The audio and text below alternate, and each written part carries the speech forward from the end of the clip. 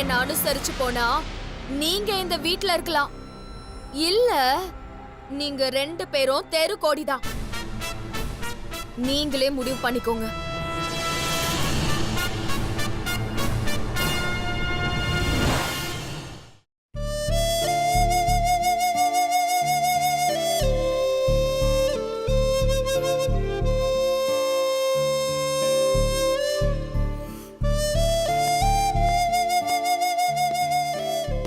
நான் கிளம்புறேன் செல்வி. என்ன செல்வி? ஓகே சந்தோஷ். சரி செல்வி, நான் கிளம்புறேன். சந்தோஷ் ஒரு நிமிஷம். அவர் தான் ஆபீஸ்க்கு கிளம்பிட்டார்ல, இப்படி போகும்போது கூப்பிடுறீங்க? போகும்போது தான் கூப்பிட முடியும், போனதுக்கு அப்புறம் எப்படி கூப்பிட முடியும்? உனக்கு கொஞ்சமாவது அறிவு இருக்கா? என்ன ஆண்டி? சந்தோஷ், மாயா மருந்து மாத்திரை சாப்பாடுலாம் எதுவுமே சாப்பிடுறது இல்ல. நேத்தே உன்கிட்ட சொன்னேன்ல, நீ ஆனா அதை கேட்கவே இல்ல சந்தோஷ். நான் தான் நேத்தே மாயாவை சாப்பிட சொன்னேனே. சாப்பிடுன்னு சொல்லிட்டா அவ சாப்பிடுவாளா சந்தோஷ்? நீ போய் ரூம்ல பாரு, அவ எதையுமே சாப்பிடாம மயக்கத்துல இருக்கா சந்தோஷ். அப்படியா? கடைசி அவ எப்ப சாப்பிட்டா? அவ சாப்பிட்டு 3 நாள் ஆச்சு சந்தோஷ். சந்தோஷ், மாயாவை நான் பாத்துக்கிறேன், நீ ஆபீஸ்க்கு கிளம்பு. ஆமா, இவ பார்த்து கிழிச்சிட்டாலும் சந்தோஷ், நீ போய் மாயாவை பாரு சந்தோஷ், அப்புறமா நீ ஆபீஸ் கிளம்பு. செல்வி, நான் மாயாவை பார்த்துட்டே போறேன்.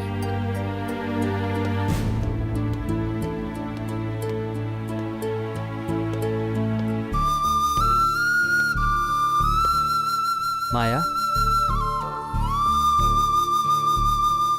மாயா. சந்தோஷ்,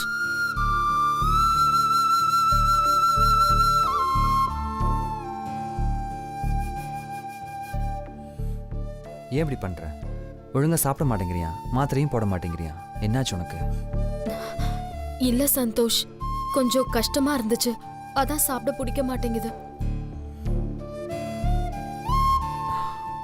இந்த கஷ்டம் எல்லாமே கொஞ்ச நாளைக்கு தான். ஆனா உன்னோட ஹெல்த்துக்கு ஏதாவது ஆயிடுச்சுன்னா அவ்வளோ ஈஸியா சரி பண்ண முடியாது. தயவு செஞ்சு புரிஞ்சுக்கோ.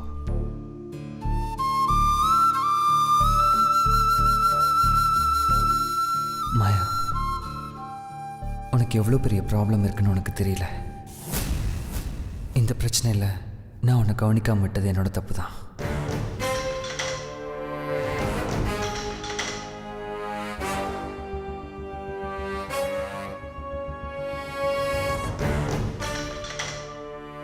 என்ன சந்தோஷ் யோசிக்கிற? உன்னோட ஹெல்த் ரொம்ப இம்பார்ட்டன்ட். என்னோட ஹெல்த்தை பத்தி நீ யோசிக்கும் போது உன்னோட ஹெல்த்தை பத்தி நான் யோசிக்க கூடாதா?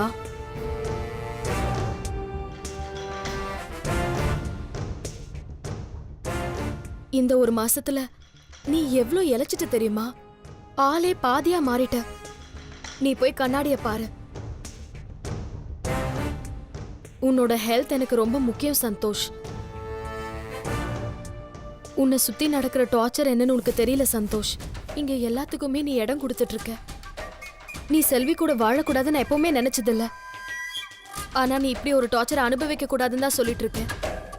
அதனாலதான் என்னால நிம்மதியா சாப்பிடவும் முடியல. இது தற்காலிகமான பிரச்சனை இல்ல சந்தோஷ்.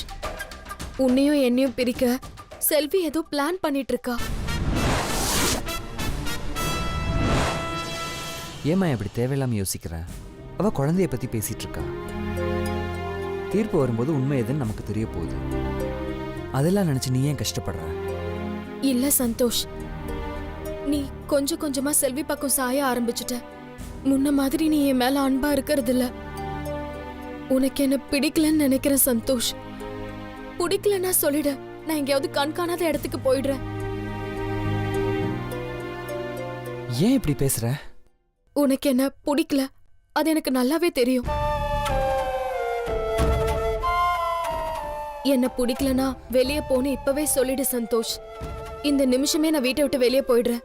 அவதான் என்ன புரிஞ்சுக்காம பேசிட்டு இருக்கா. நீ ஏன் அப்படியே பேசுற? நீ ஏன் இப்படி சொல்ற? உனக்காக நான் என்ன வேணாலும் செய்வேன். இந்த நிமிஷமே என் உயிரை விட சொல்ல, அது செய்ய நான் தயாரா இருக்கேன். மாயா, உன்னோட உயிர் சீக்கிரமா போயிடக்கூடாதுன்னு தான் நான் இவ்வளவு தூரம் போராடிட்டு இருக்கேன். உனக்கு என் மேலே உண்மையாகவே மரியாதை இருந்தா தயவு செஞ்சு இப்படி பேசாத. ஒழுங்காக சாப்பிடு, மாத்திரைலாம் போட்டுப்போ. எனக்கு ஒரு முக்கியமான மீட்டிங் இருக்கு. நான் ஈவினிங் வந்து உங்கள்கிட்ட பேசுகிறேன். நான் வரேன்.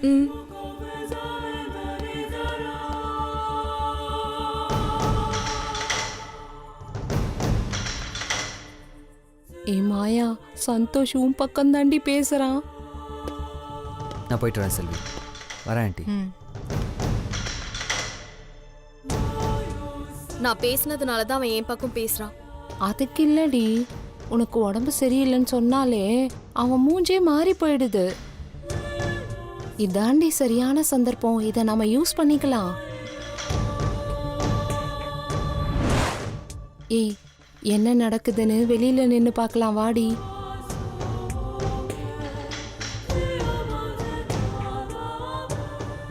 பாத்தியா என்ன நடந்ததுன்னு? இந்த பொய்யை நீங்க ரொம்ப நாளைக்கு சொல்ல முடியாது. இந்த பொய்யை ரொம்ப நாளைக்கு சந்தோஷ் நம்ப மாட்டான். அம்மாவும் பொண்ணும் சேர்ந்து சந்தோஷம் ஏமாத்துறீங்களா? ஓ, நாங்க ஏமாத்துறோம், இவ அப்படியே உண்மையா இருக்கா. வாயை முடிக்கிட்டு போடி. நீங்க நாடகம் ஆடுற விஷயம் சந்தோஷ்க்கு தெரிஞ்சா அடுத்த நிமிஷமே உங்களை வீட்ல இருந்து வெளியே அனுப்பிடுவான். பாத்தியா மாயா, நம்மள வெளியில துரத்திட்டு இவ மகாராணி மாதிரி இந்த வீட்டை ஆள போறாளாம். ஆமாண்டி, என் பொண்ணு மகாராணி தான். இந்த வீட்டை ஆள போறவ இவதான். செல்வி, மனக்கோட்டை கட்டாத.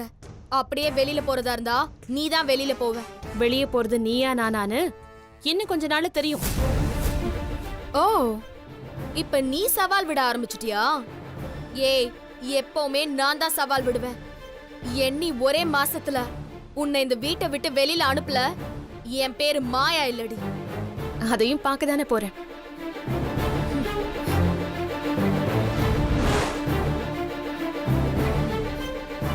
செல்வி, மனசு தளராத.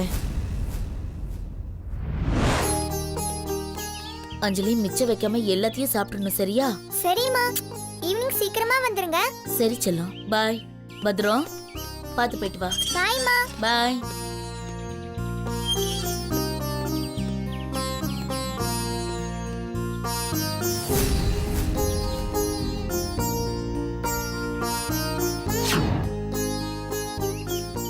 தீபா, என்னை யாருன்னு தெரியலையா? தெரியலம்மா. என் பேர் கண்ணம்மா. நான் இதுக்கு முன்னாடி உங்களை பார்த்ததே இல்லையே. உங்களுக்கு என்ன எப்படி தெரியும்? உன்னை பத்தி எனக்கு நல்லா தெரியும். ஆனா நானும் இது வரைக்கும் உன்னை பார்த்ததே இல்லை. இப்பதான் முறையா உன்னை பார்க்கறேன். என்ன, முன்ன பின்ன அறிமுகம் இல்லாதவங்க நம்ம கிட்ட உரிமையோட பேசுறாங்களேன்னு பாக்குறியா? எப்பவுமே தெரியாதவங்களோட அறிமுகம் ஆகிறதாம்மா வாழ்க்கை. தெரியாதவங்களை தெரிஞ்சுக்கிறதும் தெரிஞ்சவங்களை பிரிஞ்சு போறதும் சொந்தத்தோட இணையிறது தானம்மா இந்த உலக வாழ்க்கையோட நியதி. மா, எனக்கு நீங்க என்ன சொல்ல வரீங்கன்னு சரியா புரியலம்மா. தீபா, நீ வந்த நோக்கம் வேற, ஆனா இப்ப நீ செஞ்சிட்டு இருக்கிற வேலை வேற. இதுக்கெல்லாம் அர்த்தம் கேட்டா உன்னால சொல்ல முடியுமா? மா, நீங்க என்ன சொல்றீங்க? நீ வாழ்ந்துட்டு இருக்கிற வாழ்க்கைய பத்தி தான் சொல்றேன். தீபா, இதுக்கு முன்னாடி நீ என்ன பண்ண, இப்ப நீ என்ன பண்ணிக்கிட்டு இருக்க, இனிமே நீ என்ன பண்ண போறேங்கிற முழு விவரமும் எனக்கு தெரியும். செல்வி என்னை பத்தி உங்ககிட்ட சொல்லியிருப்பாளே. கண்ணம்மா யாரு? அவங்க ஒரு ஆசிரமத்துல சாமிக்கு சேவை செய்யறவங்க. எங்க குடும்பத்துக்கு அவங்க சாமி மாதிரி. சொன்னாங்கம்மா. நேத்து நான் தியானத்துல இருக்கும்போது உன்னோட பிம்பம் வந்து போச்சு.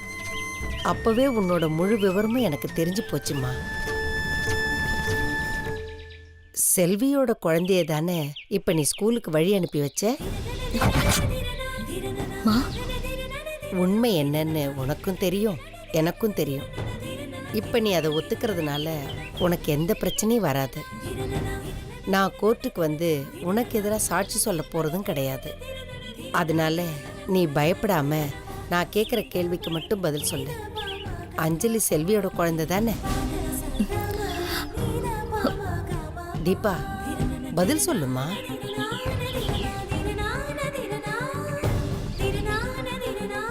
ஆமாம்மா. நீ இன்னொரு குடும்பத்துக்காக செல்வியை வஞ்சிக்கிறது நியாயமா? இல்லம்மா, எனக்கு வேற வழி தெரியல.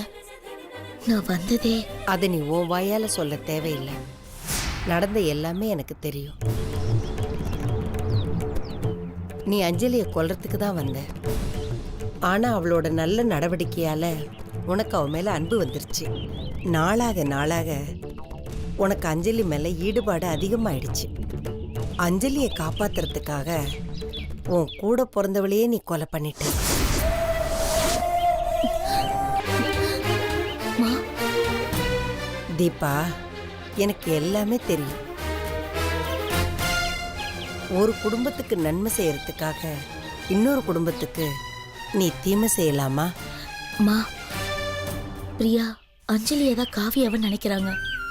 இப்போ அஞ்சலிய இந்த குடும்பத்துல இருந்து பிரிச்சு நான் கூட்டிட்டு போயிட்டேன்னா பிரியா மனநிலை குணமாகாம கூட போயிடும். அது பெரிய பாவம்மா. பிரியா குணமானதும் நிச்சயமா நான் அஞ்சலியை செல்வி கிட்ட ஒப்படைச்சிருவேன். நான் உன்னை சோதிக்க தான் இந்த கேள்வியெல்லாம் கேட்டேன். நீ உன்னோட லட்சியத்துல ரொம்ப உறுதியா இருக்க. நல்லதுக்காக சில விஷயங்களை நாம மறைக்கலாம், அதுல தப்பே கிடையாது. அந்த குடும்பத்தோட நல்லதுக்காகத்தான் நீ இத பண்ற. அந்த தெய்வம் உனக்கு துணையா இருக்கும். நான் நிறைய தப்பு பண்ணிட்டேம்மா. நான் கூட பிறந்தவளையே கொலை பண்ண பாவி. அதனால எனக்கு நிச்சயம் தண்டனை காத்துக்கிட்டு இருக்குமா. இல்ல தீபா, நீ தப்பு பண்ணல. தப்பு பண்ணவங்கள நீ அழிச்சிருக்க. அதுக்கு பேர் கொலை இல்ல, வதம். ஒரு தீயவளை அழிச்சு நீ 2 குடும்பத்தையும் காப்பாத்திருக்க. உனக்கு அதனால எந்த பிரச்சனையுமே வராது. நீயா போய் கொலை பண்ணிட்டேன்னு வாக்குமூலம் கொடுத்தா மட்டும்தான் இந்த விஷயம் எல்லாருக்குமே தெரிய வரும். இல்லைன்னா இந்த கொலையை யாராலையுமே கண்டுபிடிக்க முடியாது. நீ நல்லது செய்யணும்னு நினைக்கிறதுனால தான் அந்த தெய்வத்தோட அருள் உனக்கு துணையா இருக்கு. என்னதான் தெய்வத்தோட அருள் எனக்கு துணையா இருந்தாலும் செத்தவ பேயா மாறி தினமும் என்ன சித்திரவதை பண்றாமா. கவலைப்படாத தீபா, அவளோட எதிர்பாராத மரணம் தான் அவளை இப்படியெல்லாம் செய்ய தூண்டுது. இது எல்லாமே விதிப்பயன்தான். உன்னோட எல்லா பிரச்சனைகளும் தீரும்போது அந்த ஆத்மாவோட தொல்லையும் உன்னை விட்டு விலகிடும். அதுக்காக நீ எந்த முயற்சியும் எடுக்க தேவையில்லை. அந்த ஆத்மாவால உன்னை அச்சுறுத்த மட்டும்தான் முடியும். மற்றபடி உன்னை வேற எதுவுமே செய்ய முடியாது. இல்லம்மா, அவளால அஞ்சலிக்கு ஏதாவது ஆபத்து வந்துருமோன்னு தான் எனக்கு ரொம்ப பயமா இருக்குமா. தீபா, உனக்கு அந்த நாகம் துணையா இருக்கிறதுனால எந்த ஆபத்துமே வராது. நீ தைரியமா இரு. சரிங்கம்மா. தீபா, அமாவாசை அன்னைக்கு மட்டும் நீ ரொம்ப ஜாக்கிரதையா இருக்கணும். ஏன்னா அன்னைக்கு தான் கெட்ட ஆத்மாக்களுக்கு ரொம்ப சக்தி அதிகமா இருக்கும். சரிங்கம்மா. உன்னோட குற்ற உணர்ச்சியை நீ இப்பவே மறந்துரு. அந்த குடும்பத்துக்காகவும் அந்த குழந்தைக்காகவும் நீ செய்யற தியாகத்தை யாராலும் செய்ய முடியாது தீபா. மா, எனக்கு இன்னும் கூட புரியல. நான் எந்த விதத்துல உங்களுக்கு சம்பந்தப்பட்டவ சொல்லுங்கம்மா. செல்விக்கு சம்பந்தப்பட்ட எல்லாருமே என்னோட திஷ்டியில தெரிஞ்சிருவாங்க. அவங்களுக்கு சில அறிவுரைகளை சொல்ல வேண்டியது என்னோட கடமை. செல்வி ஒரு தெய்வ பிறவி. அவளுக்கு நான் உதவுறத புண்ணியமா நினைக்கிறேன். மா, நான் தெரிஞ்சோ தெரியாமலோ செஞ்ச தவறு எல்லாத்தையுமே தயவு செஞ்சு என்ன மன்னிச்சிருங்கம்மா. தீபா, எல்லாருக்குமே கர்ம வினைன்னு ஒண்ணு இருக்கு. அதோட பலனை தான் நாம இந்த ஜென்மத்துல அனுபவிக்கிறோம். உன் மனசுல தோன்ற நல்ல விஷயங்களை மட்டுமே நீ செய். நிச்சயமா உன் எண்ணம் ஈடேறும். அது நடந்த பிறகு நீ இந்த பாதையிலேருந்து விலகிடு. சரிங்கம்மா. நீ வணங்குற தெய்வம் உன்னை கைவிடாது. அந்த தெய்வத்தை நீ துணையா வச்சுக்கோ. நீ போயிட்டு இருக்கிறது சரியான பாதை. அதை சொல்றதுக்காகத்தான் நான் இப்ப இங்க வந்தேன். இதுல முரண்பாடா வேற எதையும் செஞ்சிடாத, அப்புறம் உனக்கே அது ஆபத்தாயிடும். சரிங்கம்மா. அந்த குடும்பத்தையும் காப்பாத்தணும், செல்விக்கிட்டையும் குழந்தைய ஒப்படைக்கணுங்கிற உன்னோட நல்ல எண்ணம் கூடிய சீக்கிரமாவே நிறைவேறும்.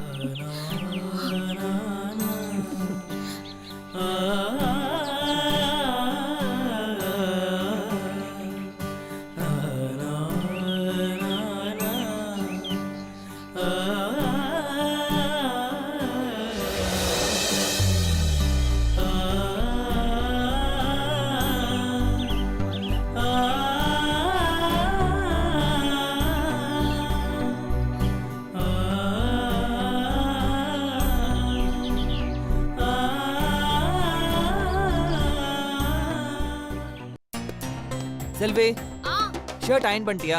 இது வரே சந்தோஷ். இந்த சந்தோஷ். ம். சந்தோஷ் இந்த ரெடி.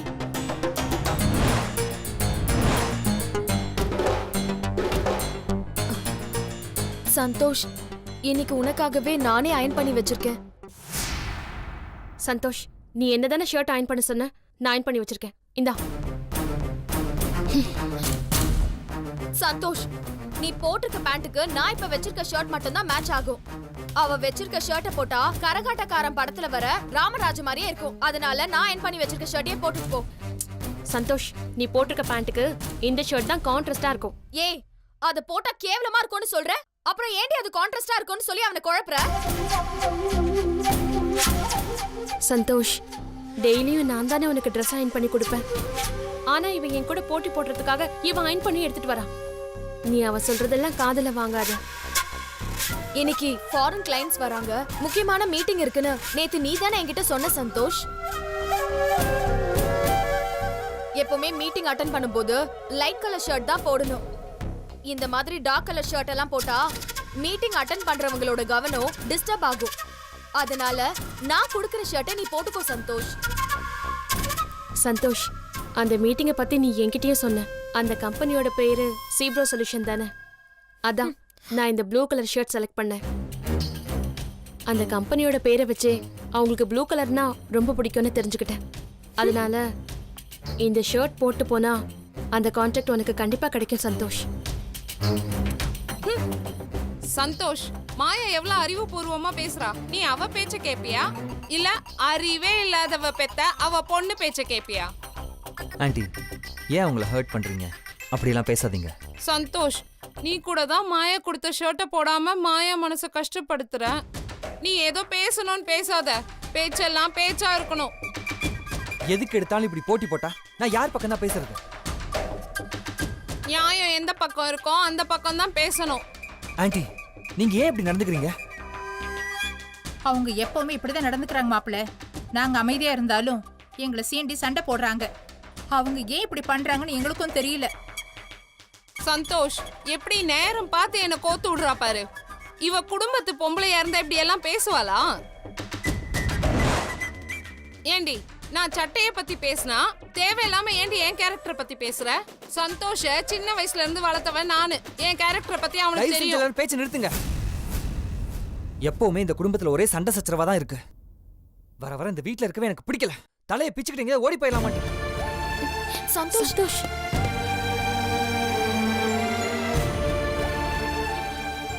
என்னடி சந்தோஷ் கோவமா போய் ரூம் கதவை மூடிக்கிட்டான்? செல்வி, எனக்கு ரொம்ப பயமா இருக்குடி.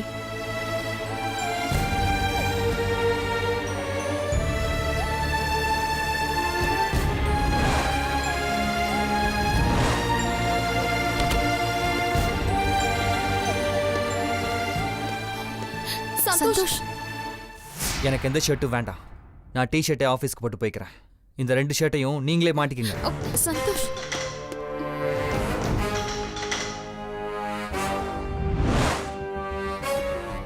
செல்வி, உனக்கு இந்த மாதிரி புது புது பிரச்சனைகள் வந்துகிட்டே தான் இருக்கும். எல்லாம் சேர்ந்து சந்தோஷ வெறியாக்கும். அப்புறம் உன் மேல இருக்கிற கொஞ்சம் நெஞ்ச பாசத்தையும் சந்தோஷ் மறந்துடுவான். அதனால ஒழுங்கா நீயே வழியில இருந்து விலகிடு. இல்ல நான் உன்னை தலை தெறிக்க ஓட விடுவேன்.